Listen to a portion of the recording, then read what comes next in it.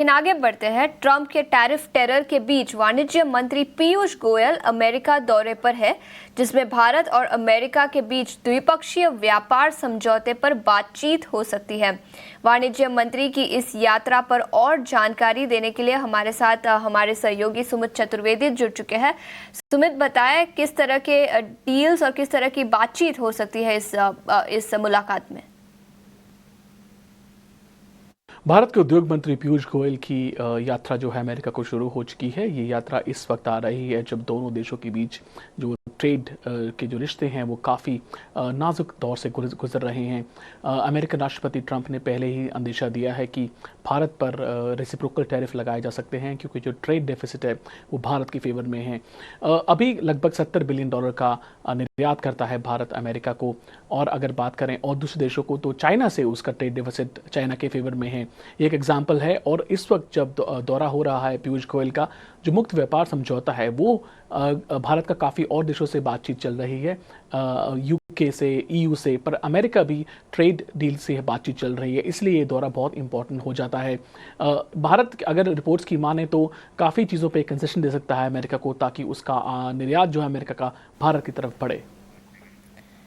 सुमित, शुक्रिया पूरी डिटेल्स के साथ हमारे साथ जुड़ने के लिए। तो इस पर सबकी नजर रहेगी। मैं सुबह जिक्र कर रहा था और वैशाली में हमने आपको सीमेंस की कॉल भी दी है। अगर आप कल का डाटा भी चेक करेंगे तो एबीबी, कमिंस इंडिया, सीमेंस, ये सभी के सब, इंक्लूडिंग बीएचईएल, मैं उसको भी थोड़ा कैपिटल गुड्स की समझ रहा हूँ कंपनी, बीएचईएल, इन सबकी क्लोजिंग अच्छी है।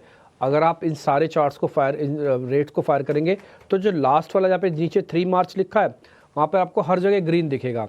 आप एबीबी दिखाओ, आप कमिंस इंडिया दिखा दो, आप बीएचईएल दिखा दो और आप सीमेंस दिखाओ, सबका लास्ट वाला यानी कि 3 मार्च कल का वाला डेट, सब में ग्रीन दिखेगा आपको। ठीक है, तो पंकज सर हमारे साथ बने हुए हैं। पंकज सर, एक कैपिटल गुड्स पे कन्विक्शन हाई रखना चाहिए क्या?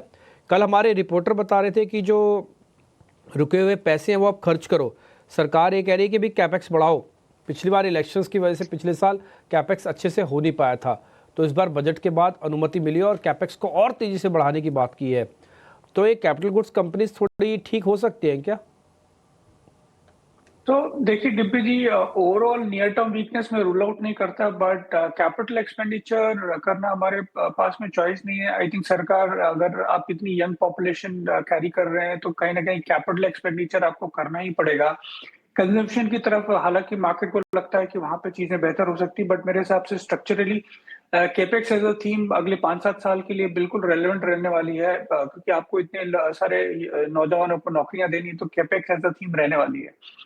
ओवरऑल अभी तक जो कैपिटल एक्सपेंडिचर है ये साल का, आई थिंक नेक्स्ट 2 मंथ्स में करीब 1.2 या 1.3 दोनों महीने में करना पड़ेगा, तो वो नंबर देखने वाले होंगे। बट अगर इवन इफ अगर ये नियर टर्म मिस होता है तो मेरे हिसाब से कोई भी वीकनेस में कैपिटल गुड्स कंपनी से बिल्कुल देखनी चाहिए, बिकॉज जैसे मैंने हाईलाइट किया कि अगले 5-7 साल में ओवरऑल सेंस ये लगता है कि कैपिटल एक्सपेंडिचर एलिवेटेड ही रहने वाला है।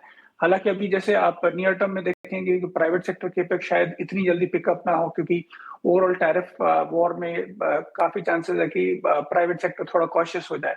बट जब भी ये सेंटिमेंट रिवाइव होंगे, I think things will be lot more better for the capex side. And जैसे कि जो आपके एमएनसी कैपिटल गुड्स कंपनीज है, जैसे एबीबी वगैरह हो गया, जब ये केपेक्स साइकिल बहुत स्ट्रांग भी नहीं थी तो भी ये रिच वैल्यूएशन पे ट्रेड करते थे, तो करीब 40 के मल्टीपल। तो जैसे एबीबी अगर आप देखें तो मेरे हिसाब से करीब 45 के मल्टीपल पे आ चुका है फॉरवर्ड पे। अगर कुछ वीकनेस आती है नीचे और नीचे स्टॉक आता है तो मेरे हिसाब से वो अच्छे लेवल्स होंगे बाय करने के लिए, for again 1 or 2 year perspective. So overall capital goods as a theme हमें काफी अट्रैक्टिव लगती है।